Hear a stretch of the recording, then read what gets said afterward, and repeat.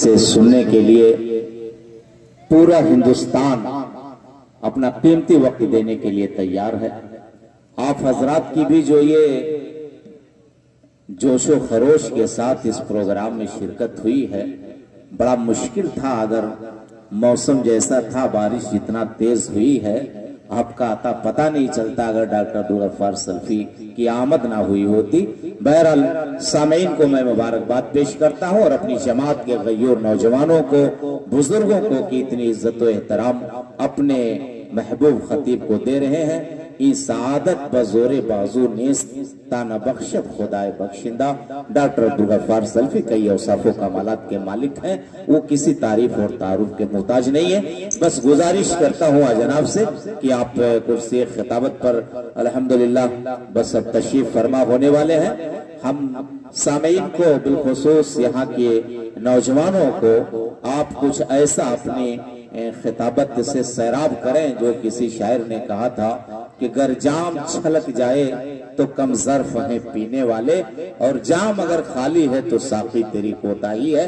انشاءاللہ العزیز اس وقت ہم لوگوں کے مدرسے کی چھٹی بھی ہو چکی ہے، اس لیے ڈاکٹر صاحب تھوڑا سا طویل بھی خطاب فرمائیں گے انشاءاللہ، تو صبح روانگی میں کوئی دقت نہیں ہوگی۔ آپ حضرات پورے عزت و احترام کے ساتھ ڈاکٹر عبدالغفار سلفی کو سنیں اور اپنی دعاؤں میں انہیں یاد رکھیں۔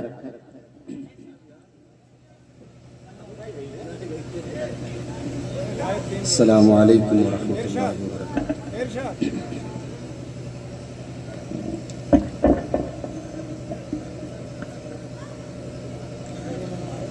الحمدللہ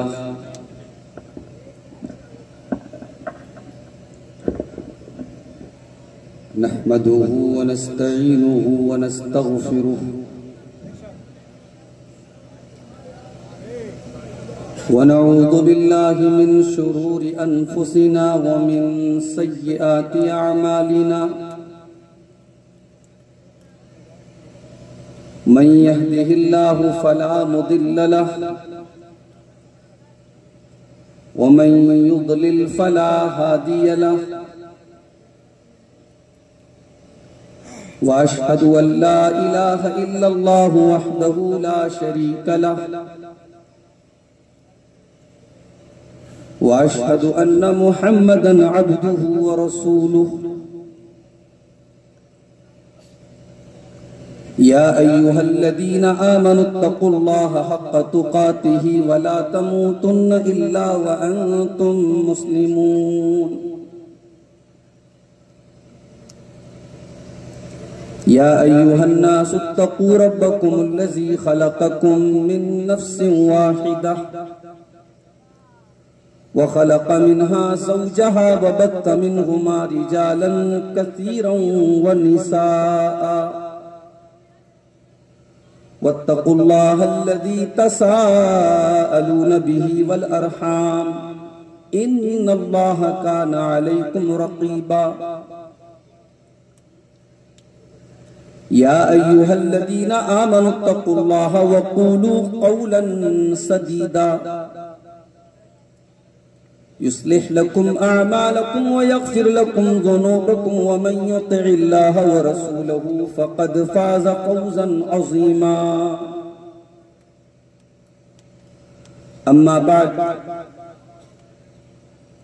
فإن خير الحديث كتاب الله وخير الهدي هدي محمد صلى الله عليه وسلم وشر الأمور محدثاتها وكل محدثة بدعة وكل بدعة ضلالة وكل ضلالة في النار أعوذ بالله من الشيطان الرجيم بسم الله الرحمن الرحيم قل إن صلاتي ونسكي ومحياي ومماتي لله رب العالمين لا شريك له وبذلك أمرت وأنا أول المسلمين وقال تعالى في مقام آخر من المؤمنین رجال صدقوا ما عاهدوا الله علیہ فمنهم من قضى نحبه ومنهم من ينتظر وما بدلوا تبدیلا۔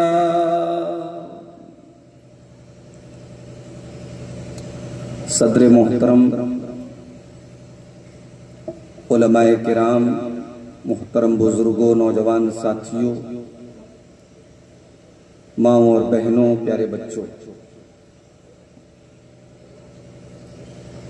آج کا یہ پروگرام ایک وقت ایسا لگا موسم اور بارش کو دیکھ کر کہ شاید پروگرام کینسل ہو جائے گا، نہیں ہو پائے گا،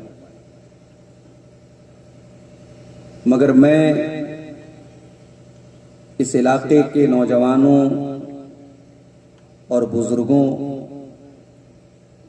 کو مبارکباد دیتا ہوں، ان کے جذبے کو سلام کرتا ہوں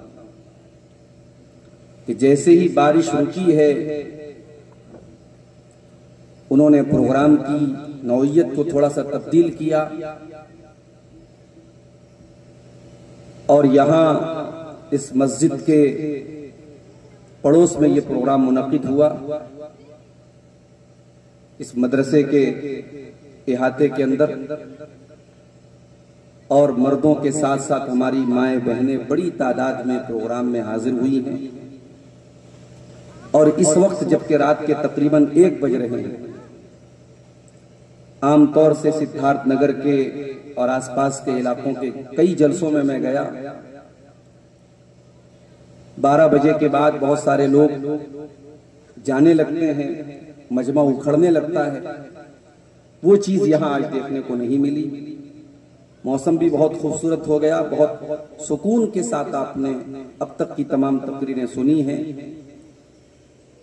میرا پروگرام تو تقریر کر کے رات میں 1 بجے نکلنے کا تھا، کیونکہ مجھے صبح کلاس بھی کرنا ہے 7 بجے سے، لیکن چونکہ پروگرام تھوڑا لیٹ شروع ہوا اور کئی علماء کے بیانات بھی تھے، شاعروں کی نظمیں بھی تھی، تھوڑا تاخیر سے میں آپ کے سامنے آیا ہوں۔ اب میں کوشش یہ کروں گا کہ جتنا وقت میں آپ کو دے سکوں زیادہ سے زیادہ وہ وقت میں دوں، اور آپ سے یہ گزارش کروں گا کہ دعا کیجیے اللہ تعالیٰ صحت و سلامتی کے ساتھ مجھے اپنی منزل پر پہنچائے، اور جو باتیں ہم آج اس اسٹیج سے بیان کریں اللہ کہنے والے کو، سننے والوں کو، سب کو عمل کی توفیق عطا فرمائے، آمین۔ میرے بھائیوں، بس 2 دن کے بعد ہمارا دوسرا اسلامی تہوار عید الاضحیٰ آنے والا ہے، اور اس تہوار پر جو سب سے اہم کام ہم کریں کہ اپنی اپنی طاقت اور حیثیت کے مطابق ہم جو جانور لائے ہیں یا لائیں گے، اس جانور پر اللہ کا نام لے کر کے اس جانور کو ذبح کریں۔ جانور کو ہم اللہ کے نام سے ذبح کریں گے، اس پروسیس کو، اس طریقے کو قربانی کہا جاتا ہے۔ قربانی کا مطلب کیا ہوتا ہے؟ قربانی کا 2 مطلب ہوتا ہے، اس کو نوٹ کر لیجیے۔ قربانی کا ایک مطلب ہر وہ عمل جس کے ذریعے ہم اللہ تعالی کا تقرب حاصل کریں، جس عمل کے ذریعے ہم اللہ تعالیٰ کو خوش کرنا چاہیں، اللہ کو راضی کرنا چاہیں، اللہ کی محبت کو حاصل کرنا چاہیں، اس عمل کو شریعت میں قربانی کہا جاتا ہے۔ اب ظاہر ہے کہ آپ جانور ذبح کر رہے ہیں، وہ بھی اللہ کو راضی کرنے کے لیے کر رہے ہیں، تو وہ بھی ایک قربانی۔ مگر قربانی کا ایک اور مطلب بھی، قربانی کا ایک اور مطلب یہ ہے کہ اللہ تبارک و تعالیٰ کے دین کے لیے اور اللہ کی راہ میں ہر اس چیز کو نچھاور کر دینا اور فدا کر دینا اور قربان کر دینا جس چیز کا مطالبہ اللہ تعالیٰ کی طرف سے کیا جائے۔ اللہ تعالیٰ اگر آپ سے جان مانگے تو جان دے دیجیے، اللہ مال مانگے تو مال دے دیجیے، اللہ اولاد مانگے تو اولاد دے دیجیے، اللہ آپ سے اپنی خواہشات اور اپنی تمناؤں اور اپنی آرزوؤں کو مارنے کا حکم دے تو مار دیجیے. الغرض ہر طریقے کی قربانی اور ہر چیز کو اللہ کی راہ میں فنا کر دینا، ختم کر دینا، نچھاور کر دینا، اس کو بھی قربانی کہتے ہیں. اور قربانی کا جو یہ مطلب ہے، جب ہم اس مطلب کی حیثیت سے ہم جب اسلام کا مطالعہ کرتے ہیں تو ہم یہ دیکھتے ہیں کہ اسلام پورا کا پورا قربانی ہی سے بنا. اسلام شروع سے آخر تک قربانی کا نام ہے میرے پیارے ساتھی.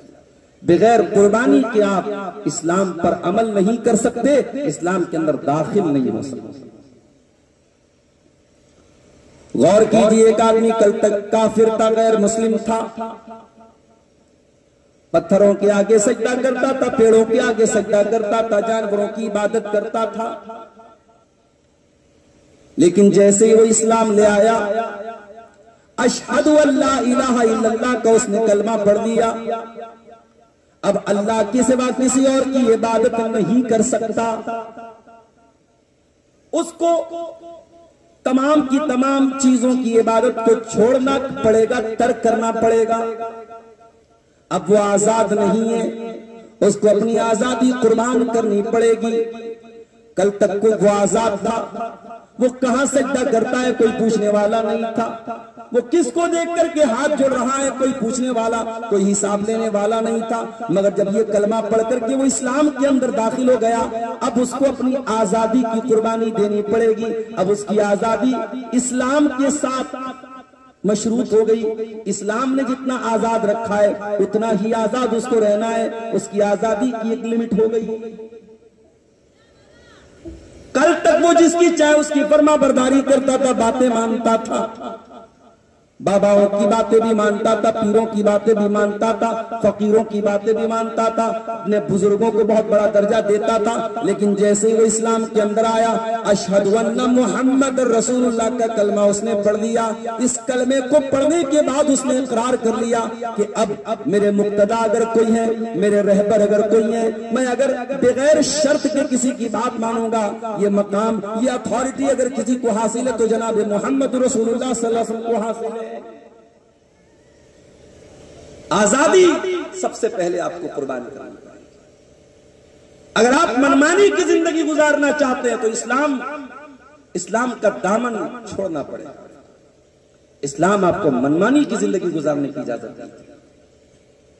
اسلام کے اندر آپ آئے ہیں تو آپ کا نام رکھ دیا گیا مسلم. مسلم کا مطلب یہ ہوا کہ آپ کی نکیل اللہ کے ہاتھ میں ہے، آپ کا کنٹرول اللہ کے ہاتھ میں ہے، آپ اپنی مرضی کے مالک نہیں ہیں میرے پیارے ساتھی. اسی لیے جب اپنے جانوروں کی قربانی ہم کرتے ہیں، جانور کے گلے پر چھری چلاتے ہیں تو ہم یہ دعا پڑھتے ہیں، ان صلاتی و نسکی و محیایا و مماتی للہ رب العالمین. اے اللہ میری نماز بھی تیرے لیے، میری قربانی بھی تیرے لیے، میرا جینا بھی تیرے لیے، میرا مرنا بھی تیرے لیے. اے اللہ میں ذبح تو جانور کو کر رہا ہوں، میں چھری تو جانور کی گلے پر چلا رہا ہوں، مگر میں اقرار کر رہا ہوں اے اللہ میں صرف جانور کی قربانی تیرے لیے نہیں کر رہا ہوں. اے اللہ میں اقرار کرتا ہوں میری ساری زندگی، میرا سارا جیون تیرے لیے، میں تیرے لیے جیتا ہوں، تیرے لیے مرتا ہوں. میرے نوجوان بھائیوں، میری نوجوان بہنوں، بڑی آسانی سے آج یہ کہہ دیا جاتا ہے میں فلاں کے پیار میں مرتا ہوں، میں فلاں کے پیار میں مرتی ہوں، میں فلاں کی محبت میں کچھ بھی کرنے کو تیار ہوں. کان کھول کر کے سن لو، اگر کسی کی محبت میں کچھ بھی کرنے کو تیار ہوا جا سکتا ہے تو ایسی محبت صرف اور صرف اللہ کی محبت ہے. اللہ فرماتا ہے والذین آمنوا اشد حبا للہ، میرے ایمان والے بندے سب سے زیادہ اگر کسی سے محبت کرتے ہیں تو اللہ سے کرتے ہیں. سب سے زیادہ محبت اللہ سے کرتے ہیں.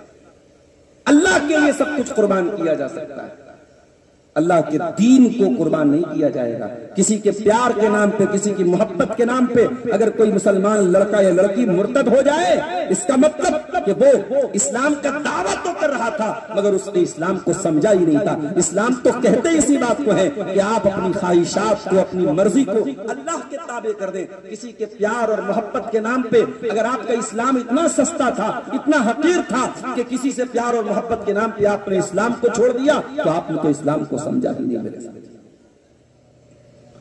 اس دنیا میں انسان کو اپنی اولاد بہت پیاری ہوتی ہے.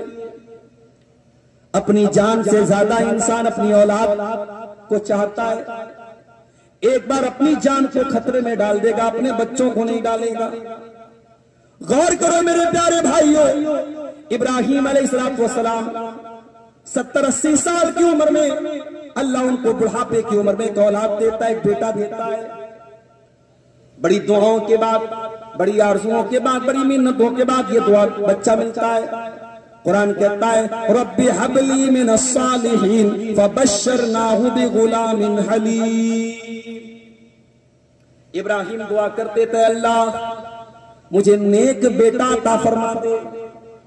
وہ اولاد سے محروم جو جوڑے ہیں, جو بیویاں اولاد سے محروم ہیں, جو شوہر اولاد سے محروم ہیں, ان کو یہ دعا سیکھ لینی چاہیے, اس دعا کو پڑھتے رہنا چاہیے. رب حب لی من الصالحین. ابراہیم نے صرف بیٹا نہ مانگا, ابراہیم نے نیک بیٹا مانگا. کہا اللہ مجھے نیک بیٹا عطا فرما دے, مجھے صالح بیٹا عطا فرما دے. فَبَشَّرْنَاهُ بِغُلَامٍ حَلِيمٍ. اللہ فرماتا ہے ہم نے ابراہیم کو ایک حلیم بیٹا دے دیا. حلیم کا مطلب ہوتا ہے برداشت کرنے والا, پیشنس رکھنے والا, صبر کرنے والا, تحمل رکھنے والا. ہم نے ایسا بیٹا دیا جو جذباتی نہیں تھا, جو ناصبرا نہیں تھا, جو جلد بازی کرنے والا نہیں تھا. ہم نے تحمل مزاج بیٹا دیا, ہم نے برداشت کا مادہ رکھنے والا بیٹا دیا. اب ذرا غور کرنا میرے بھائی, یہ بچہ جب پیدا ہوا ابراہیم کے دل میں کیا ارمان رہے ہوں گے. جن کو لمبے عرصے کے بعد اولاد ملتی ہے وہ سمجھ سکتے ہیں. ہمارے کچھ دوستوں کو میں نے دیکھا شادی کے 20-20 سال بعد بچے ہوئے, ان کی خوشی کا کوئی ٹھکانہ نہیں. جب وہ مایوس ہو گئے, شادی کے 20 سال ہو گئے, بیوی کی عمر 35 سال, شوہر کی عمر 40-45 سال ہو گئی, اس کے بعد ان کو بیٹا ہوا, ان کی خوشی کا کوئی ٹھکانہ نہیں. خوشی تو عام جوڑوں کو بھی ہوتی ہے مگر جن جوڑوں کو لیٹ میں بچہ پیدا ہوتا ہے ان کی خوشی کا کوئی ٹھکانہ نہیں. وہ اور زیادہ اپنے بچے کی کیئر کرتے ہیں. یہ بڑی مشکل سے ہمیں ملا. ابراہیم کو تو بڑھاپے میں ملا تھا یہ بیٹا. ابراہیم کے دل میں کیا جذبات رہے ہوں گے, ہاجرہ کے دل میں کیا جذبات رہے ہوں گے. مگر اللہ تعالیٰ اپنے ابراہیم سے جتنی محبت کرتا تھا اتنا ابراہیم کو آزماتا بھی تھا, ابراہیم کو امتحان میں بھی ڈالتا تھا, ابراہیم سے قربانی بھی مانگتا تھا. اللہ نے حکم دیا ابراہیم جاؤ اپنی بیوی اور بچے کو لے کر کے فلسطین سے مکہ چلے جاؤ اور مکہ کی بے آب ہو گیا سرزمین میں چھوڑ کے چلے آؤ. وہ مکہ آج کا مکہ نہیں تھا, وہاں کلاک ٹاور نہیں تھا, وہاں بڑی بڑی بلڈنگیں نہیں تھی, وہاں زمزم کا پانی نہیں تھا, وہاں کھجور کے پیڑ نہیں تھے. مکہ بالکل سنسان, غیر آباد, نہ کوئی اناج کا دانہ, نہ کوئی انسان, نہ کوئی آبادی, نہ کوئی گھر. خانے کعبہ بھی نہیں تھا وہاں پہ, خانے کعبہ کا بس نشان بچا ہوا تھا, خانے کعبہ بھی ٹوٹ چکا تھا. ابراہیم نے ایک منٹ کے لیے بھی توقف نہ کیا, اعتراض نہ کیا. ایک بار بھی اللہ سے یہ نہ پوچھا کہ اللہ جب اتنے بڑے امتحان میں ڈالنا تھا تو بیٹا ہی کیوں دیا, اے اللہ بیٹا نہ دیتا میں صبر کر لیتا, اے اللہ اس بڑھاپے میں بیٹا دے کر کے مجھ سے امتحان کیوں لے رہا ہے. میرے پیارے ساتھیوں, اللہ کے حکم پر سوال نہ اٹھانا یہ بھی نبیوں کی سنت ہے. ہم لوگ تو صاحب ہر چیز میں لاجک کھوجتے ہیں, ہر چیز میں ہمیں لاجک چاہیے. ہم یہ کیوں کریں, ہم زکوٰۃ کیوں دیں. ابھی کرناٹک میں رمضان میں گیا, ایک صاحب میرے پاس مسئلہ پوچھنے آئے, مولوی صاحب میری بیوی کے پاس سونا ہے, 100 گرام کے قریب سونا ہے, میں نے ایک بار زکوٰۃ نکال دی تو کیا اگلے سال پھر زکوٰۃ دینا پڑے گا؟ میں نے کہا دینا پڑے گا. انہوں نے کہا مولوی صاحب یہ تو غلط بات ہے, ایک چیز کی صفائی جب میں نے ایک بار کر دی تو دوبارہ پھر ہم کیوں زکوٰۃ دیں اس کی. میں نے کہا میرے بھائی زکوٰۃ آپ کے مال میں اللہ کا حق ہے, ہر سال اگر وہ مال آپ کے پاس رہتا ہے آپ کو زکوٰۃ دینا ہے. زکوٰۃ کوئی لائف ٹائم ایک بار آپ نے دے دیا تو لائف ٹائم زکوٰۃ آپ کی ادا ہو گئی, ایسا مسئلہ نہیں ہے. لوگ دین کے اندر آسانی کے نام پہ دین کو بدل دینا چاہتے ہیں. یہ جو ہمارے پڑوسی ملک سے جو فتنے پیدا ہو رہے ہیں، یہ جاوید احمد غامدی کا فتنہ، یہ انجینئر علی مرزا کا فتنہ، یہ فتنے کیوں پیدا ہو رہے ہیں؟ یہ لوگ دین کے نام پہ دین کی ایسی شکل پیش کر رہے ہیں کہ جس میں لوگوں کو آسانی مل جائے. جیسے جاوید احمد غامدی صاحب بولتے ہیں کہ صاحب عورت کو پردہ کرنا ضروری نہیں، عورت بغیر پردے کے بھی جاب کر سکتی ہے. تصویر کے معاملے میں کہتے ہیں تصویر کا کوئی مسئلہ نہیں، تصویر بالکل جائز ہے، حلال ہے. تراویح کی نماز کے بارے میں کہتے ہیں بھئی کوئی دقت کی بات نہیں، تراویح کی نماز جو ہے بس لوگوں نے بنا لی ہے، تراویح کی کوئی حقیقت نہیں ہے. تو اس طریقے سے کوئی دین کو چوچو کا مربع بنا لے، دین کو اپنی مرضی بنا لے، تو میرے بھائیو تو دین تو بن چکا. دین ہماری مرضی کا نام نہیں ہے، دین اللہ کی مرضی کا نام ہے. اللہ جہاں جو حکم دے آپ کو وہ کرنا ہے، اور یہی دین میں ہمیں قدم قدم پہ سکھایا. بقرعید کا دن آتا ہے، عید الاضحیٰ کا تہوار آتا ہے، 20,000 کا بکرا آپ لائے. آپ نے عید کی نماز کے پہلے قربانی کر دی. 6:30 بجے عید کی نماز تھی، آپ نے 6 بجے قربانی کر دی. کلیجی کھانے کی جلدی تھی، آپ 6 بجے آپ نے قربانی کر دی. آدھا گھنٹے کے بعد آپ نے جا کے عید کی نماز پڑھی. مولوی صاحب سے پوچھا، مولوی صاحب بھوک زیادہ تیز لگی تھی، کسائی کو پہلے بلا لیا، میں نے قربانی کر دی پہلے نماز کے. مولوی صاحب فتویٰ دیں گے، نہیں حاجی صاحب آپ کی قربانی نہیں ہوئی. آپ کہیں گے ارے مولوی صاحب میں نے تو آدھا ہی گھنٹہ پہلے کیا ہے، طریقہ بھی سیم تھا، اللہ کا نام لے کر کے میں نے ذبح کیا تھا، اور بکرا بھی بہت موٹا تازہ 20,000 کا بکرا تھا. تو 20,000 کا نہیں 20 لاکھ کا تو بکرا لے کے آ جا. جو طریقہ جناب محمد رسول اللہ نے سکھایا ہے، اس طریقے کو تجھ کو فالو کرنا پڑے گا. دین تیری مرضی کا نام نہیں ہے، دین اللہ اور اس کے رسول کے حکم پر چلنے کا. اس وقت ہمارے دنیا بھر کے ہمارے جو بھائی حج کرنے گئے ہیں، ان کے حج کے ارکان شروع ہونے والے ہیں، بلکہ شروع ہو چکے ہوں. کل شاید وہاں یوم عرفہ ہوگا، 9 ذی الحجہ کی تاریخ کل وہاں ہوگا، بلکہ آج جمعرات شروع ہو جائے گا، تو جمعرات کو 9 ذی الحجہ کی تاریخ.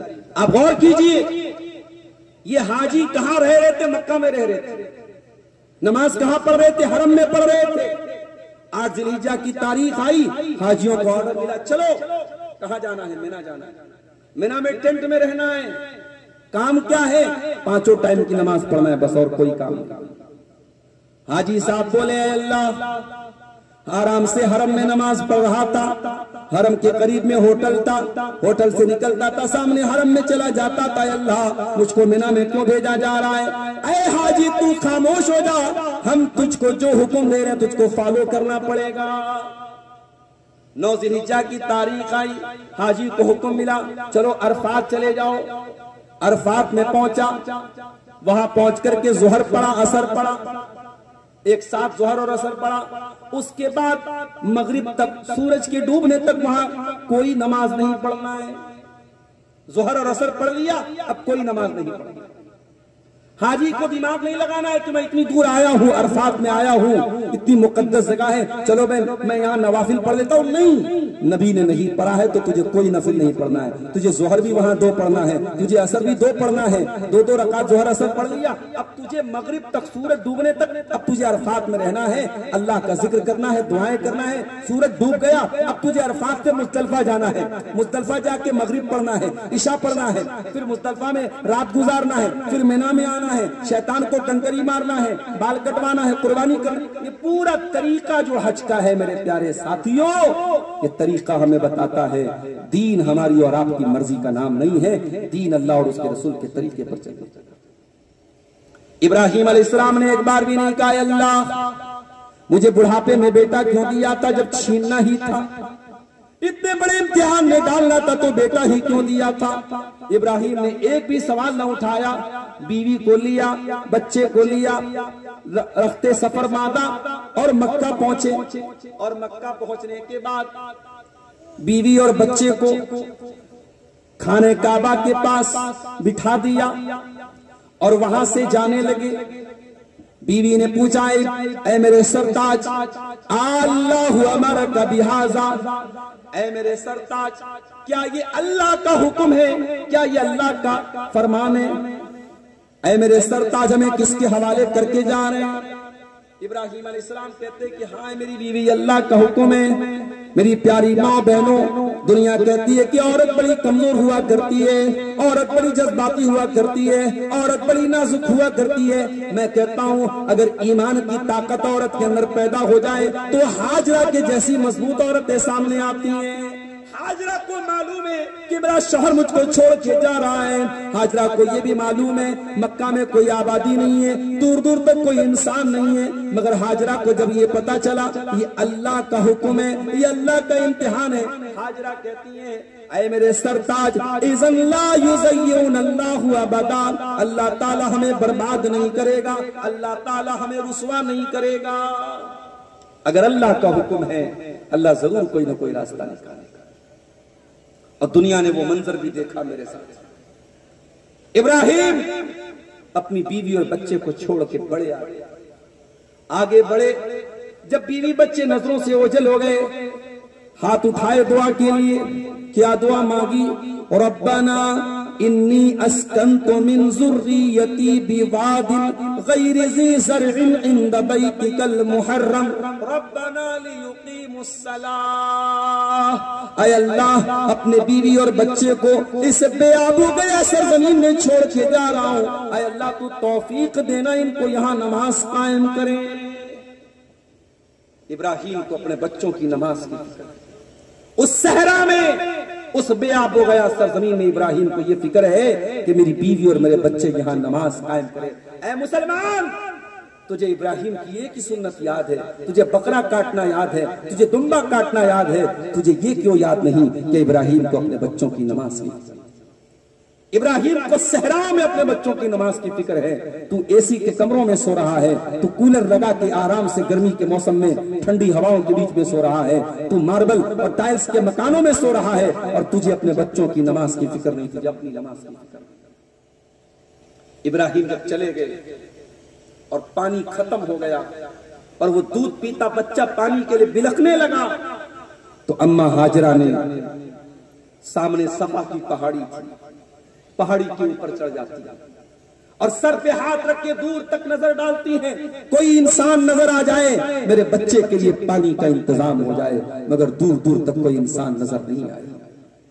حضرت ہاجرہ صفا کی پہاڑی سے نیچے اتری اور جب زمین پہ پہنچی تو تیز تیز دامن اٹھا کے دوڑنے لگی. دوڑتے دوڑتے مروا تک پہنچی، مروا پہ چڑھی، صفا سے مروا، مروا سے صفا 7 چکر لگا دیے ہاجرہ نے. او حاجیو، او عمرہ کرنے والوں، جب تک یہ 7 چکر تم نہ لگا لو تمہارے عمرے کمپلیٹ نہیں، تمہارے حج مکمل نہیں، تمہاری عبادت مکمل نہیں ہے. میری پیاری ماں بہنوں، دنیا کہتی ہے اسلام نے عورت کو کیا دیا ہے، اسلام کے اندر عورت کا کیا مقام ہے. میں کہتا ہوں اسلام کے اندر عورت کا یہی مقام ہے کہ ہزاروں سال پہلے ایک عورت نے صفا اور مروہ کے 7 چکر لگائے تھے. اللہ تعالیٰ نے قیامت تک کے یہ حج اور عمرہ کا حصہ بنا دیا. جب تک صفا اور مروہ کا چکر نہ لگا لیا جائے نہ حج مکمل ہوگا نہ عمرہ مکمل ہوگا. یہ ہے اسلام میں عورت کی رسم. تو قربانی اس کو کہتے ہیں. اللہ نے جب جب جو امتحان جس امتحان میں ڈالا ابراہیم تیار. یہ بچہ جس کے لیے اللہ نے زمزم کا انتظام کیا، یہ بچہ جو اسماعیل کی شکل میں ہاجرہ کی گود میں پلا بڑھا جوان ہوا.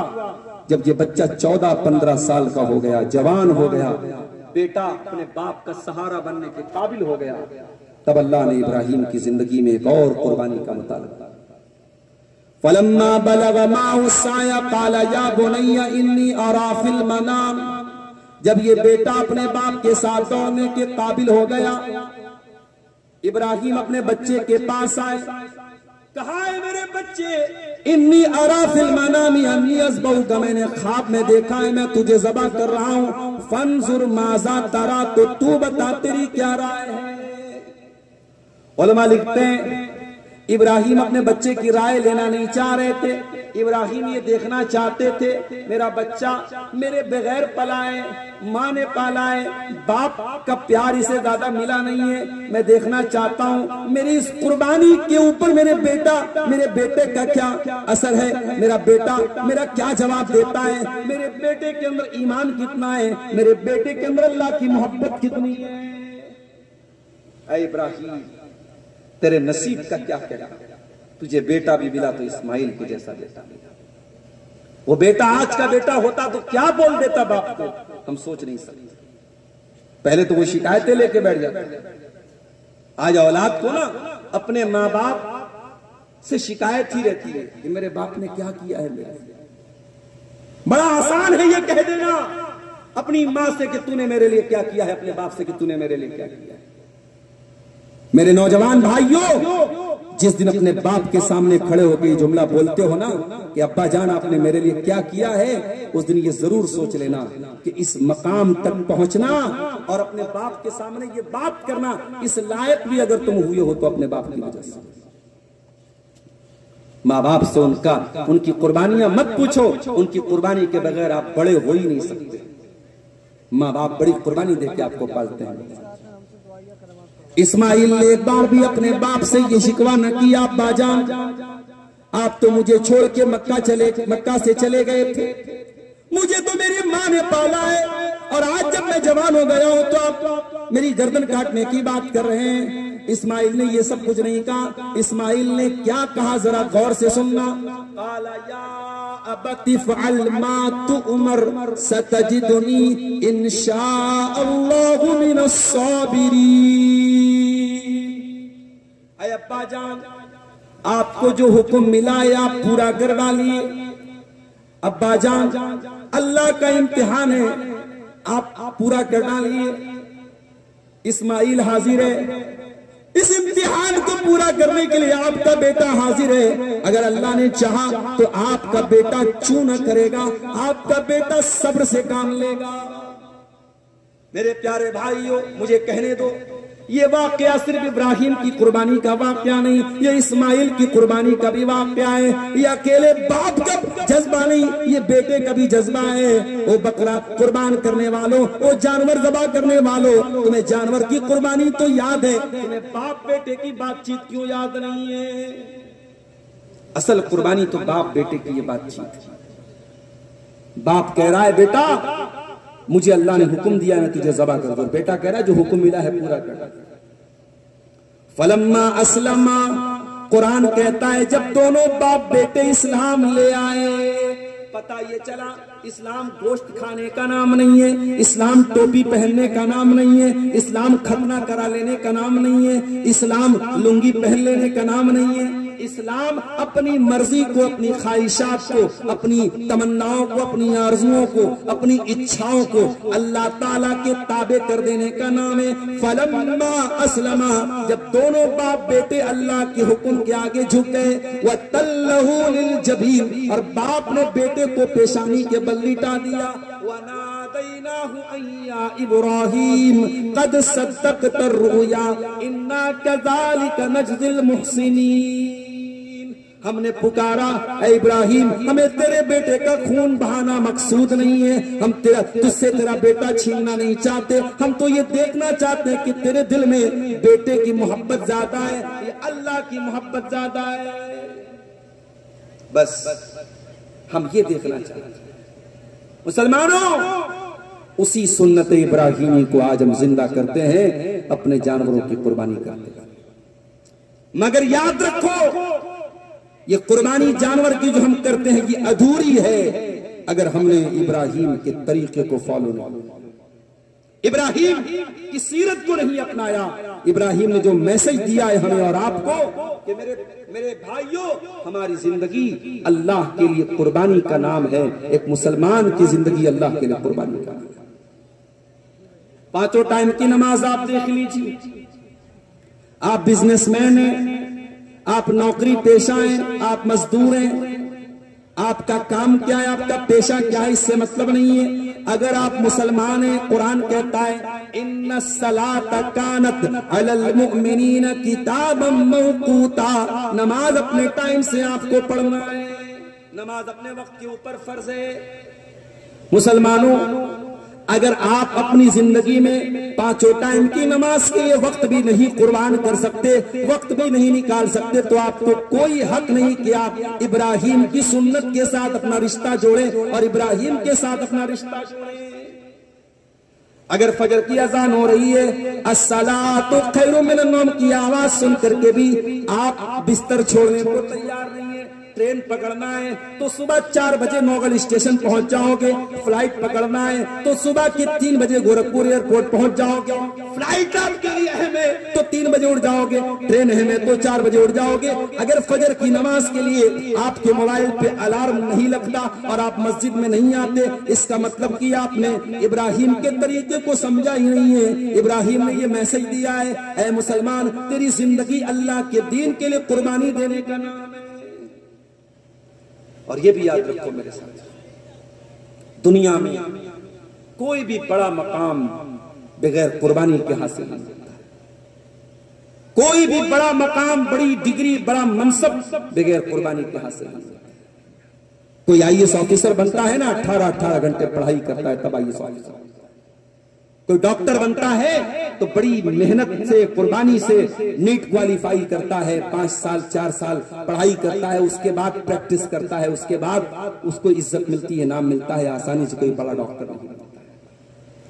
یہ پولیس آفیسر جو ہوتے ہیں، پولیس میں کام کرتے ہیں، کبھی کبھی میں جب گاڑی سے بنارس جاتا ہوں، سدھارتھ نگر سے یا کسی اور علاقے میں، رات میں جب میری گاڑی جاتی ہے، میں دیکھتا ہوں کہ پولیس کی بھرتی میں جو نوجوان تیاری کرتے ہیں، بیچارے صبح کے 3 بجے اٹھ کر کے وہ ہائی وے پر وہ اٹھک بیٹھک کر رہے ہیں، وہ کسرت کر رہے ہیں، ورزش کر رہے ہیں، وہ اپنے آپ کو اس معیار پہ پورا اترنے کے لیے محنت کر رہے ہیں جو پولیس میں بھرتی کے لیے ضروری ہے، اور تب جا کر کے کل وہ پولیس میں بھرتی ہوتے ہیں، آرمی میں بھرتی ہوتے ہیں۔ اگر دنیا کی چھوٹی موٹی عزت اور شہرت اور نام کمانے کے لیے ہمیں قربانی کی ضرورت پڑتی ہے میرے ساتھیوں، تو اللہ کی جنت اتنی آسانی سے نہیں ملے گی۔ اللہ کی جنت میں جانے کے لیے آپ کو قربانی دینا پڑے گا۔ ام حسبتم ان تدخلوا الجنة ولما يأتكم مثل الذين خلوا من قبلكم، اے ایمان والو، کیا تم یہ سمجھتے ہو کہ تم اتنی آسانی سے جنت میں چلے جاؤ گے؟ تمہیں قربانی نہیں دینی پڑے گی، تمہیں مصیبتیں نہیں جھیلنی پڑے گی، تمہیں آزمائشیں نہیں جھیلنی پڑے گی، ایسا نہیں ہو سکتا۔ مصیبتیں آئیں گی، پریشانیاں آئیں گی۔ ایمان کا راستہ یہ پھولوں کی سیج نہیں ہے، یہ کانٹوں کا راستہ ہے۔ قرآن کا 30واں پارہ اٹھاؤ، اللہ ایک واقعہ بیان کرتا ہے، وَالسَّمَاءِ ذَاتِ الْبُرُوجِ وَالْيَوْمِ الْمَوْعُودِ وَشَاهِدٍ وَمَشْهُودٍ قُتِلَ أَصْحَابُ الْأُخْدُودِ النَّارِ ذَاتِ الْوَقُودِ إِذْ هُمْ عَلَيْهَا قُعُودٌ وَهُمْ عَلَى مَا يَفْعَلُونَ بِالْمُؤْمِنِينَ شُهُودٌ۔ ہزاروں سال پہلے کچھ ایمان والوں کو خندق کھود کر، کھائی کھود کر زندہ جلا ڈالا گیا تھا، ان کو زندہ جلا دیا گیا تھا۔ ان کا قصور کیا تھا؟ قرآن کہتا ہے وَمَا نَقَمُوا مِنْهُمْ إِلَّا أَن يُؤْمِنُوا بِاللَّهِ الْعَزِيزِ الْحَمِيدِ۔ ان کا قصور صرف اتنا تھا، وہ ایک اللہ کی توحید کا کلمہ پڑھتے تھے، ایک اللہ پر ایمان رکھتے تھے۔ یہ کون تھے اصحاب الاخدود؟ اللہ کے نبی فرماتے ہیں، صحیح مسلم کی روایت، پہلے کے زمانے میں ایک بادشاہ تھا، بادشاہ کا ایک جادوگر تھا جو بہت بڑا جادوگر تھا۔ جب وہ جادوگر بوڑھا ہو گیا اور مرنے کے ٹائم اس کا قریب آ گیا، اس نے بادشاہ سے کہا کہ کسی بچے کو میرے پاس لگا دو تاکہ اپنا علم، اپنا جادو کا علم میں اس کو دے دوں۔ تو بادشاہ نے بچے کو لگا دیا، بچہ ڈیلی آتا تھا اور جادوگر کے پاس جادو سیکھتا تھا، جادوگر جادو سکھاتا تھا، کفر کی باتیں سکھاتا تھا، شرک کی باتیں سکھاتا تھا۔ راستے میں ایک راہب کا بھی مکان تھا، لڑکا راہب کے پاس جاتا تھا، راہب توحید سکھاتا تھا، راہب دین کی باتیں بتاتا تھا۔ اب بچہ ایک طرف جادوگر سے جادو سیکھ رہا ہے، راہب سے توحید سیکھ رہا ہے۔ ایک دن بچہ راستے میں جا رہا تھا، ایک بہت بڑے جانور نے لوگوں کا راستہ بلاک کیا تھا۔ بچے نے پتھر اٹھایا اور پتھر کھینچ کے مارا اور کہا کہ اے اللہ، اگر تیرے نزدیک راہب کا معاملہ سچا ہے اور جادوگر کا جھوٹا ہے تو اس پتھر سے اس جانور کو مار دے۔ بچے نے یہ کہہ کر کے پتھر مارا، جانور مر گیا، راستہ خالی ہو گیا، اور لوگوں نے دیکھا کہ اس بچے کے پتھر مارنے سے جانور مر گیا، لوگ اس بچے کی کرامت کے قائل ہو گئے اور پھر لوگ اس بچے کے پاس آنے لگے۔ بچے کو اللہ تعالیٰ نے یہ کرامت بھی دی کہ بچے کے پاس کوئی بیمار آتا تھا، اندھا آتا تھا ٹھیک ہو جاتا تھا، کوڑی آتا تھا ٹھیک ہو جاتا تھا۔ جب یہ بات بادشاہ کے وزیر کو پتا چلی جو اندھا تھا، وہ وزیر آیا بچے کے پاس ڈھیر سارا تحفہ تحائف لے کر کے، اور اس نے آ کر کے کہا کہ مجھے شفا دے دو، میری آنکھیں لوٹا دو۔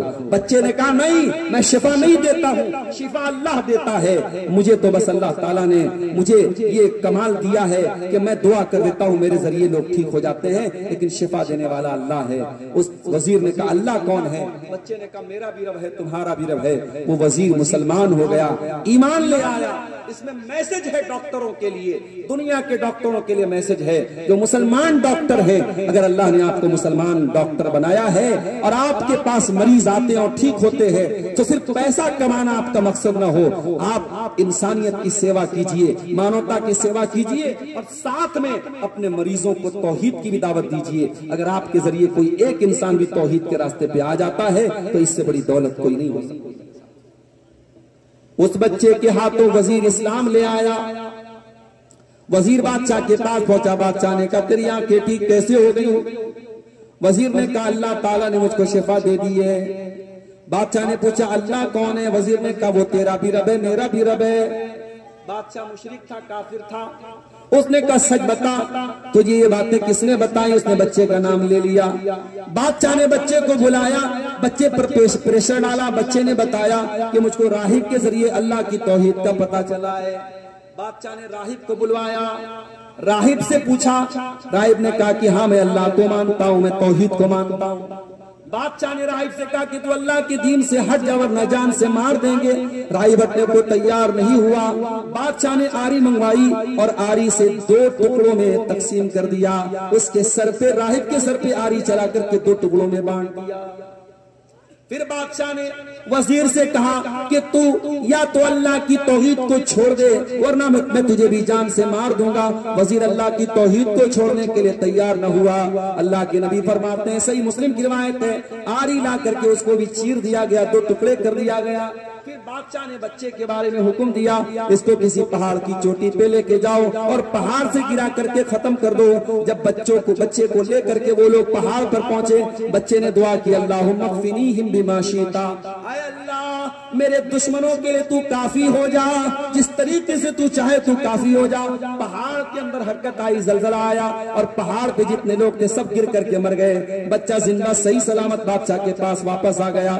بادشاہ نے درباریوں سے کہا ایک کام کرو، اس کو پانی کے جہاز میں بٹھا کر کے لے کے جاؤ اور پانی میں جب بھی اس میں جہاز پہنچے تو پانی میں ڈوبا کر کے اس کو مار ڈالو۔ جب پانی کے جہاز میں لے کر کے بچے کو پہنچے، بچے نے پھر دعا کی اللہم اکفنیہم بما شئت، اے اللہ تو ان کے لیے کافی ہو جا جیسے تو چاہے۔ جب بچے نے یہ دعا کی، پانی کے اندر طوفان آیا، کشتی الٹ گئی اور کشتی کے اندر جتنے لوگ تھے سارے کے سارے لوگ ڈوب کر کے مر گئے۔ بچہ صحیح سلامت تیر کر کے واپس بادشاہ کے پاس آ گیا۔ بادشاہ پریشان ہو گیا، اس بچے کو ماروں تو کیسے؟ بچے نے کہا بادشاہ سلامت میں آپ کو طریقہ بتاتا ہوں، ایک بہت بڑے میدان میں سارے لوگوں کو اکٹھا کیجیے، مجھے کھجور کے تنے پر لٹکا دیجئے اور کمان میں تیر رکھ کر کے چلائیے، اور تیر چلانے کے ٹائم یہ دعا پڑھیے بسم اللہ رب الغلام، اس بچے کے رب اللہ کے نام سے یہ تیر چلا رہا ہوں، یہ تیر اللہ کا نام لے کر کے چلائیے، وہ تیر میرے سینے میں لگے گا، میرے کلیجے میں لگے گا، میں فوراً مر جاؤں گا۔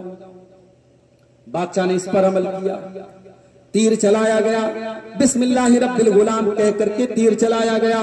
بچہ تو مر گیا، مگر جتنے لوگ پبلک موجود تھی، جتنی عوام موجود تھی، میدان میں جتنی رعایا موجود تھی، وہ سارے کے سارے لوگ اللہ تعالیٰ پر ایمان لے آئے، اللہ کی توحید کا کلمہ پڑھ لیتے، اللہ پر ایمان لے آئے۔ بادشاہ پریشان ہو جاتا ہے، یہ تو سارے کے سارے لوگ مسلمان ہو گئے۔ بادشاہ نے حکم دیا کھندق کھودی جائے، کھائی کھودی جائے، اور ان ایمان والوں سے کہا جائے یا تو تم اللہ کے دین کو چھوڑ دو ورنہ اسی کھائی میں تم کو زندہ جلا دیں گے۔ سارے کے سارے ایمان والے زندہ جلنے کو تیار ہو گئے، مگر ایمان سے سمجھوتا کرنا گوارا نہ کیا۔ قرآن کی آیت بھی یہ بتا رہی کہ وہ سارے کے سارے لوگ زندہ جلا دیے گئے۔ اللہ کے نبی فرماتے ہیں سارے ایمان والے زندہ جلا دیے گئے. اس موقع پر ایک عورت کی گود میں بچہ تھا. اپنے بچے کو لے کر کے وہ آگ میں جانا چاہ رہی تھی مگر ڈر رہی تھی. بچے پر پیار آ رہا تھا, بچے پر ترس آ رہا تھا. بچے کا انجام سوچ کر کے وہ عورت سوچ میں پڑ گئی کہ کیا کروں. اللہ تعالیٰ نے اس دودھ پیتے بچے کو زبان دے دی اور وہ بچہ اپنی ماں کی گود سے کہتا ہے یا امی اقتحمی فإن عذاب الدنیا اہون من عذاب النار. اے میری ماں تو کود جا اس آگ کے اندر, تو چلی جا اس آگ کے اندر. یہ دنیا کی آگ زیادہ ہلکی ہے. اے میری ماں جہنم کی آگ اس سے زیادہ خطرناک ہوگی. میرے پیارے بھائیوں یہ اصحاب الاخدود کا واقعہ ہے جو اللہ کے نبی صحیح مسلم کے اندر یہ پوری روایت موجود ہے. میں نے اس کا خلاصہ آپ کے سامنے بیان کیا ہے. یہ واقعہ بتا رہا ہے ہر دور میں ایمان والوں نے اللہ کے دین کے لیے قربانی دی ہے. بغیر قربانی کے جنت نہیں مل سکتی. میرے بھائی حضرت یوسف علیہ السلام کی زندگی دیکھو میرے بھائیوں. او میری بہنوں جو بہت خوبصورت ہو, او میرے بھائیوں جو بہت ہینڈسم اور اسمارٹ ہو, معاف کرنا آج کے دور میں اگر کوئی لڑکا لڑکی خوبصورت ہے تو خوبصورتی بھی بہت بڑا فتنہ بن جاتی ہے. آج اپنی خوبصورتی کا بڑا مس یوز کیا جاتا ہے, بڑا غلط استعمال کیا جاتا ہے. اگر کوئی لڑکا لڑکی خوبصورت ہے تو اس کے کردار کے بگڑنے کا بھی ڈر زیادہ رہتا ہے, اس کے قدم کے بہکنے کا ڈر بھی زیادہ رہتا ہے. یہاں تو یوسف اتنے خوبصورت ہے, اتنے خوبصورت ہیں. اللہ کے نبی فرماتے ہیں کہ دنیا کی آدھی خوبصورتی یوسف کو دے دی گئی تھی. اتنے خوبصورت تھے کہ مصر کی عورتوں نے ان کو دیکھا تو اپنے جذبات کو قابو نہ کر سکی اور غلطی سے جس چاقو سے پھل کاٹنا تھا اپنے ہاتھوں کو کاٹ ڈالا. اتنے خوبصورت تھے. عزیز مصر کی بیوی نے بھی ان کے اوپر ڈورے ڈالنا چاہا اور مصر کی عورتوں نے بھی ان کو پھنسانا چاہا. حضرت یوسف علیہ السلام اللہ کی بارگاہ میں دعا کرتے ہیں رب السجن احب الی مما یدعوننی الی. اے اللہ میں جیل میں جانا تو گوارا کر لوں گا, مجھے جیل میں جانا تو گوارا ہے, مجھے قید میں رہنا تو گوارا ہے, مگر زنا کرنا مجھے گوارا نہیں ہے, بدکاری کرنا مجھے گوارا نہیں ہے. اے اللہ ان عورتوں کے فتنے سے مجھے بچا لے. اللہ نے کئی سالوں تک یوسف کو جیل میں رکھا. میرے پیارے بھائیوں اللہ تعالیٰ نے یوسف کو جیل میں رکھا اور یوسف علیہ السلام جیل میں رہے. انہوں نے قربانی دی اور آگے چل کر کے اللہ تعالیٰ نے ان کو مصر کے عزیز مصر کی کرسی پر بٹھا دیا. تو یہ مقام جو یوسف علیہ السلام کو حاصل ہوا قربانیوں کے بعد حاصل ہوا. دنیا کا مقام اور دنیا کی عزت بھی بغیر قربانی کے نہیں ملتی ہے. اور آگے بڑھیے اللہ کے آخری نبی جناب محمد رسول اللہ صلی اللہ علیہ وسلم کی سیرت اٹھا کر کے دیکھو میرے بھائی. آپ نے کم قربانیاں تو نہیں دی ہیں. آپ کو کیا کیا نہ کہا گیا.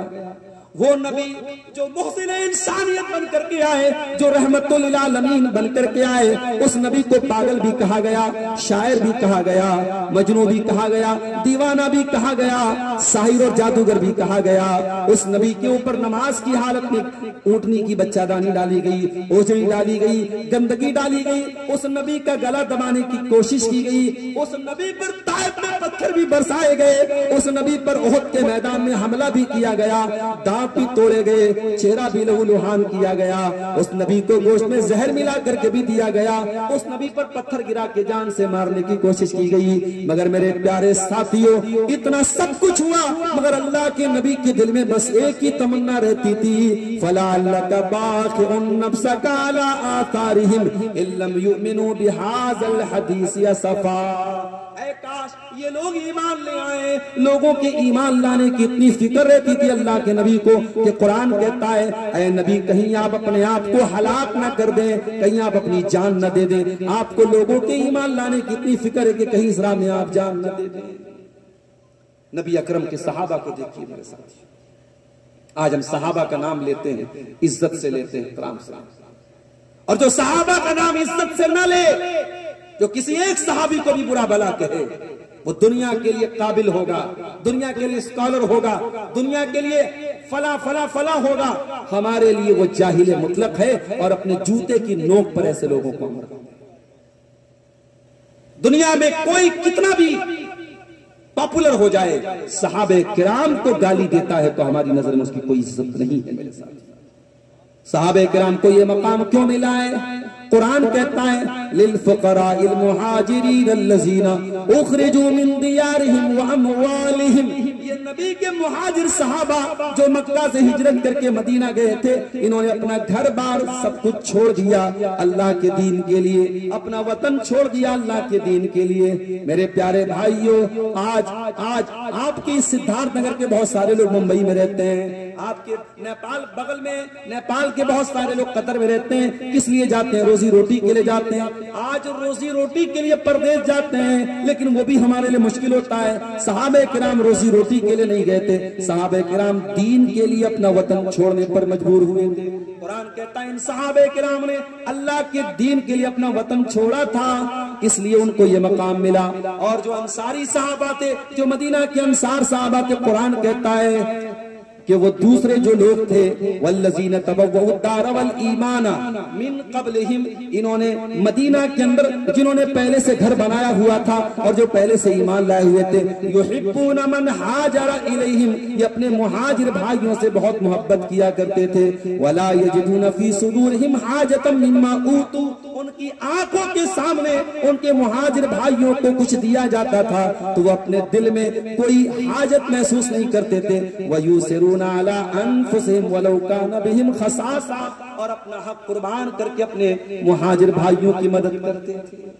یہ صحابہ کرام، قربانی کس کو کہتے ہیں، ایثار کس کو کہتے ہیں، یہ سیکھنا ہے تو صحابہ کرام سے سیکھو میرے ساتھ۔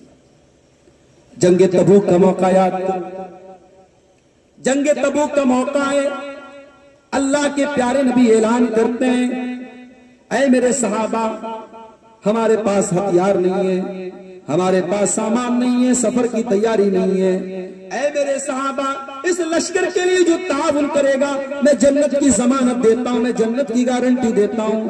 صحابہ کرام اپنی اپنی حیثیت کے مطابق آتے ہیں اور اللہ کے نبی کا تعاون کرتے ہیں۔ حضرت عمر فاروق رضی اللہ تعالیٰ عنہ کہتے ہیں پہلی مرتبہ میرے دل میں خیال آیا آج میرے پاس موقع ہے اسلام کے لیے میں ایسا کوئی کام کر دوں جو ابو بکر نے بھی نہیں کیا ہے۔ حضرت عمر اپنے گھر آتے ہیں اور اپنے گھر کا سارا مال اکٹھا کرتے ہیں اور سارے مال کو دو حصوں میں ڈیوائیڈ کرتے ہیں اور آدھا گھر چھوڑتے ہیں اور آدھا لے کر کے اللہ کے نبی کے پاس آتے ہیں۔ اللہ کے پیارے نبی پوچھتے ہیں ماں ابقیت لأہلک، اے عمر تم نے گھر والوں کے لیے کیا چھوڑا ہے؟ حضرت عمر کہتے ہیں اے اللہ کے نبی آدھا لے کے آیا ہوں، آدھا چھوڑ کے آیا ہوں، آدھا دین کے لیے آدھا گھر والوں کے لیے۔ حضرت عمر من ہی من بہت خوش ہو رہے ہیں کہ آج تو ابو بکر بھی میرا مقابلہ نہیں کر سکتا۔ تھوڑی دیر کے بعد حضرت ابو بکر صدیق رضی اللہ تعالیٰ عنہ آئے، وہ بھی اپنے گھر کا مال لے کے آئے تھے، سامان لے کے آئے تھے۔ اللہ کے نبی نے پوچھا ماں ابقیت لأہلک، اے ابو بکر تم نے گھر والوں کے لیے کیا چھوڑا ہے؟ حضرت ابو بکر کہتے ہیں ابقیت لہم اللہ ورسولہ، اے اللہ کے نبی میں نے اپنے گھر والوں کے لیے اللہ اور اس کے رسول کو چھوڑا ہے، میں نے گھر میں کچھ نہیں چھوڑا، میں جھاڑو لگا کے آیا ہوں۔ حضرت عمر فاروق کی آنکھوں میں آنسو آ جاتے ہیں اور حضرت عمر فاروق کہتے ہیں واللہ ما اسابقک ابدا، اے ابو بکر عمر تیرا مقابلہ کبھی نہیں کر سکتا۔ اسی جنگ تبوک کے موقع پر کچھ غریب صحابہ ایسے بھی تھے جو رات میں مزدوری کرتے ہیں، کسی کے کھیت میں پانی دینے کا کام کرتے ہیں، کسی کے گھر میں پانی پہنچانے کا کام کرتے ہیں، اور جو مزدوری میں تھوڑا بہت اناج ملتا ہے، ایک سا آدھا سا اناج ملتا ہے، وہ اناج لے کر کے آتے ہیں۔ اے اللہ کے نبی میں بڑا غریب آدمی ہوں، میں مزدور آدمی ہوں، میرے پاس یہی حیثیت یہی طاقت تھی، میں اسلام کی مدد کرنے آیا ہوں، میں اللہ کے دین میں یہ چندہ پیش کر رہا ہوں، یہ تعاون پیش کر رہا ہوں۔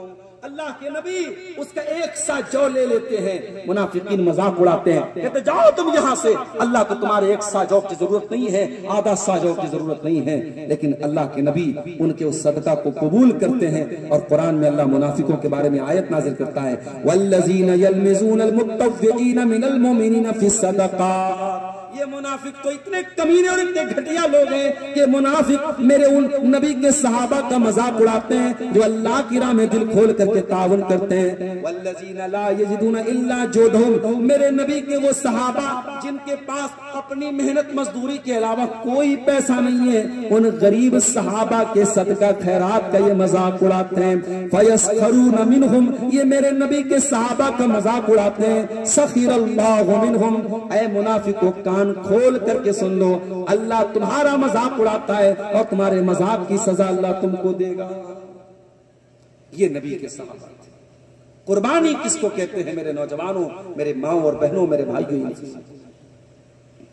انہی صحابہ کرام میں کچھ ایسے بھی صحابہ تھے جو اللہ کے نبی کے پاس آتے ہیں، اے اللہ کے نبی ہم بھی آپ کے ساتھ غزوہ تبوک میں جانا چاہتے ہیں، ہم کو بھی لے کے چلیے۔ اللہ کے نبی نے فرمایا کیا تمہارے پاس سواری ہے؟ سواری تو نہیں ہے اللہ کے نبی۔ آپ نے کہا اگر سواری نہیں ہے تو میں لے کے نہیں جا سکتا۔ وہ بیچارے غریب لوگ ہیں، سواری کا انتظام نہیں ہے، وہ واپس جانے لگتے ہیں، پلٹنے لگتے ہیں۔ جب پلٹنے لگتے ہیں تو ان کی آنکھوں میں آنسو بہنے لگتے ہیں، وہ رونے لگتے ہیں۔ ان کو ملال اور افسوس ہے کہ کاش ہمارے پاس بھی دولت ہوتی اور آج ہم اللہ کے دین کے لیے ہم بھی کچھ کر پاتے۔ ان صحابہ کرام کی آنکھوں میں آنسو آتا ہے، اللہ کے نبی کی نظر نہیں پڑتی، مگر عرش والا ساتواں آسمان کے اوپر سے ان کے آنسوؤں کو دیکھ لیتا ہے، اور اللہ قرآن کے اندر آیت نازل کر دیتا ہے وَلَا عَلَى الَّذِينَ إِذَا مَا أَتَوْكَ لِتَحْمِلَهُمْ قُلْتَ لَا أَجِدُ مَا أَحْمِلُكُمْ عَلَيْهِ تَوَلَّوْا وَأَعْيُنُهُمْ تَفِيضُ مِنَ الدَّمِ حَزَنًا أَلَّا يَجِدُوا مَا يُنْفِقُونَ۔ اے میرے نبی، آپ کے وہ غریب صحابہ جو آپ کے پاس آ کر کے کہتے ہیں کہ ہم بھی آپ کے ساتھ چلنا چاہتے ہیں، اور آپ کہتے ہیں کہ میرے پاس سواری کا انتظام نہیں، تو اے میرے صحابہ وہ پلٹ کر کے رونے لگتے ہیں۔ ان کو غم ہے اس بات کا کہ کاش ہمارے پاس بھی پیسہ ہوتا تو ہم بھی اسلام کی مدد کر رہے ہوتے۔ آج معاف کیجیے گا، یہ سال میں 2-4 پروگرام ہوتے ہیں جس کے نام پہ لوگ اکٹھا ہوتے ہیں، مشاعرے ہوتے ہیں تو لوگوں کو تکلیف نہیں ہوتی، شادیوں میں لاکھوں کروڑوں خرچ ہوتے تو لوگوں کو تکلیف نہیں ہوتی، اور جب جلسہ کرانے گاؤں کے کچھ نوجوان اٹھتے ہیں کہ چلو بھئی ہم دین کی کچھ باتیں کریں گے، علماء کو بلائیں گے، کچھ جو ہے ہم سماج میں بیداری لائیں گے، تو سماج میں کچھ ایسے بھی نمک حرام لوگ ہوتے ہیں جو کہتے ہیں صاحب ان کی کیا ضرورت ہے۔ یاد رکھو میرے پیارے ساتھیوں، جب تک یہ جلسے اور پروگرام ہو رہے ہیں اور ان پروگراموں میں حرام کو حرام کہا جا رہا ہے، حلال کو حلال کہا جا رہا ہے، صحیح کو صحیح کہا جا رہا ہے، غلط کو غلط کہا جا رہا ہے، تب تک بہت ساری برائیاں آپ کے سماج میں کنٹرول میں ہیں۔ جس دن یہ کوششیں بھی بند ہو جائیں گی، آپ سوچ نہیں سکتے کہ اس کے بعد حالات کیا ہوں۔ ابھی جب ہم بنارس سے گاڑی سے ہم یہاں آ رہے تھے آپ کے گاؤں میں، راستے میں جتنی شراب کی دکانیں پڑ رہی تھی، شام کا ٹائم تھا، شراب کی ساری دکانیں بھری پڑی تھی، اور جو ہمارے ساتھ گاڑی جو ہمارے بھائی ڈرائیو کر رہے تھے، میں نے ان سے کہا کہ کیا آپ کو یہ بات نظر آ رہی ہے، کیا یہ بات محسوس ہو رہی ہے کہ ہمارے مسلمانوں میں شراب کا شوق بہت تیزی سے بڑھ رہا ہے؟ تو انہوں نے کہا بالکل صحیح کہہ رہے ہیں مولانا صاحب، بہت زیادہ شراب کی لت جو ہے اب مسلمان بھی اس میں مبتلا ہو رہا ہے، مسلمان بھی اس میں پڑ رہا ہے۔ میرے بھائیوں، قربانی سے جانور کو کاٹنے کا نام ہے یہ شراب نبی کے آنے کے پہلے مکے میں پی جاتی تھی، عرب میں پی جاتی تھی، اور اتنی پیتے تھے لوگ کہ دسترخوان لگتا تھا تو کھانے کے ساتھ شراب کا برتن بھی رہتا تھا۔ مگر جب شراب حرام ہوئی اور قرآن کی آیت نازل ہو گئی کہ شراب حرام ہے، سورہ مائدہ کی آیت نازل ہو گئی، اور اللہ نے ایمان والوں سے کہہ دیا فَهَلْ أَنْتُمْ مُنْتَهُونَ، اے ایمان والو شراب حرام ہے، اب تم مانو گے کہ نہیں مانو گے؟ صحابہ کرام نے اپنے اپنے برتن نکال کے گلی میں پھینک دیے اور کہا انتہینا، اے اللہ تیرا حکم آ گیا، اے اللہ اب ہم باز آ جاتے ہیں، اب شراب کو ہم ہاتھ بھی نہیں لگائیں گے۔ اس کو کہتے ہیں قربانی۔ میرے بھائیوں، اپنی خواہشات اور اپنی اچھاؤں اور اپنی ڈیزائرز کو اللہ تعالیٰ کے احکام کے تابع کر دیجئے۔ قربانی کے جانور پر چھری چلانے کے پہلے اپنی ناجائز خواہشات پر چھری چلا دیجئے۔ ایک آخری واقعہ، چونکہ 2 بجنے والے ہیں، اب نکلنے کا ٹائم ہو رہا ہے، ایک آخری واقعہ سنا کے بعد ختم کرتا ہوں۔ ہم جان رہے ہیں، دیکھ رہے ہیں، ہمارے نوجوانوں میں زناکاری اور بدکاری کا رجحان بھی بہت تیزی سے بڑھ رہا ہے، اور شاید آپ کو اندازہ نہیں ہے کہ سماج میں زناکاری اور بدکاری کو پھیلانے میں سوشل میڈیا کتنا بڑا رول ادا کر رہا ہے۔ لڑکے اور لڑکیوں میں ناجائز تعلقات کو پیدا کرنے میں آج انسٹاگرام کا کتنا بڑا رول ہے، اسنیپ چیٹ کا کتنا بڑا رول ہے۔ ذرا آپ سماج پر نظر اٹھا کے دیکھیے تو آپ کو محسوس ہوگا کہ زناکاری میں ان چیزوں کا کتنا بڑا رول ہے۔ میں یہ نہیں کہتا کہ اپنے بچوں کے ہاتھ میں آپ موبائل مت دیجیے، آج کے دور میں آپ روک نہیں سکتے، مگر آپ نظر رکھیے۔ بیٹیوں کے باپ ہے تو بیٹیوں پر نظر رکھیے، بیٹوں کے باپ ہے تو بیٹوں کو کنٹرول کیجیے۔ میرے بھائیوں، صحابہ کرام کے دور میں ایک صحابی کا واقعہ سنا کے بعد ختم کرتا ہوں۔ صحابی کا نام تھا مرثد بن ابی مرثد گنوی رضی اللہ تعالیٰ عنہ۔ کبھی ہیکل صحابی تھے، ہٹے کٹے بہادر۔ ان کا کام کیا تھا؟ مکہ سے جو مسلمان قیدی مشرکوں کے پاس قید میں رہتے تھے ان کو چھوڑا کر کے مدینہ پہنچا۔ ایک بار ایک مسلمان کو اپنے کندھے پہ لاد کے یہ لے کے جا رہے تھے، رات کا ٹائم تھا، چاندنی رات تھی۔ دور جاہلیت میں ان کی محبوبہ دی ایک تھی، دور جاہلیت میں ان کی ایک معشوقہ تھی جس کا نام عناق تھا۔ وہ اپنے مکان کی کھڑکی سے رات کے ٹائم جھانک رہی تھی۔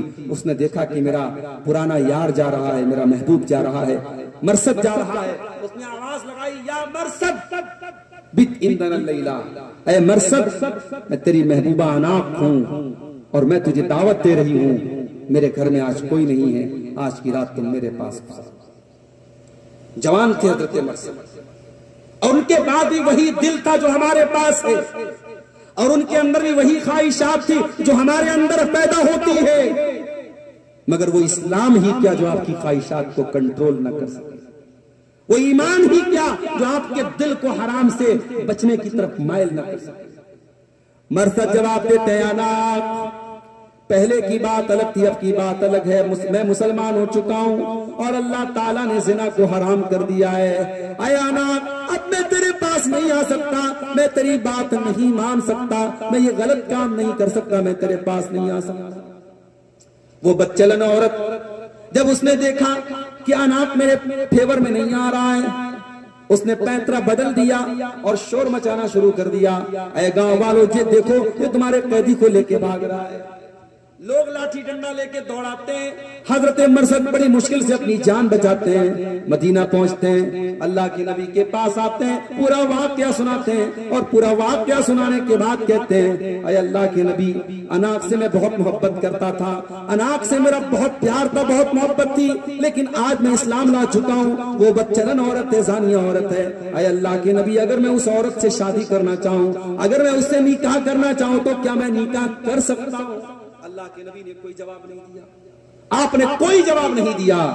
محمد تانا گفتن تانا گفتے جبرائیل، اللہ کے نبی تب تک نہیں بولتے تھے جب تک اللہ تعالیٰ کی طرف سے بولنے کا آرڈر نہیں ہوتا تھا۔ اللہ کے نبی نے نہیں کوئی جواب دیا، قرآن کی آیت نازل ہو گئی سورہ نور کی، الزانی لا ينکح الا زانیۃ او مشرکۃ، کہ زانی مرد نکاح کرتا ہے زانیہ عورت سے، کوئی مومن کوئی پاک دامن مرد کسی زانیہ عورت سے شادی نہیں کر سکتا، زانیہ عورت سے وہی شادی کرے گا جو خود زانی ہوگا۔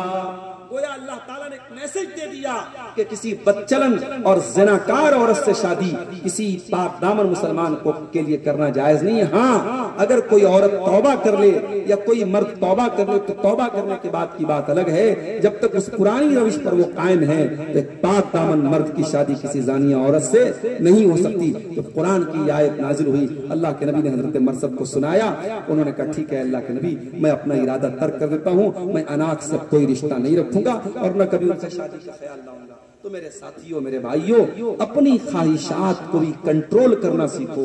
قربانی کا یہ تہوار صرف گوشت کھانے کھلانے کے تہوار نہیں ہے، یہ قربانی جو اپنے جانوروں کی ہم کرتے ہیں یہ ایک استعارہ ہے، ایک علامت ہے، ایک نشانی ہے، ایک پہچان ہے، یہ ہمیں ایک سبق دے رہی ہے کہ اے مسلمان جس طریقے سے تو اللہ کے حکم پر جانور لایا ہے، 15,000 کا 20,000 کا 25,000 کا جتنی بھی تجھے اللہ نے طاقت دی اور جانور کو تو ذبح کر رہا ہے، کل اللہ تعالیٰ کا حکم آیا تو تو اپنے جان مال کو بھی قربان کر دے گا۔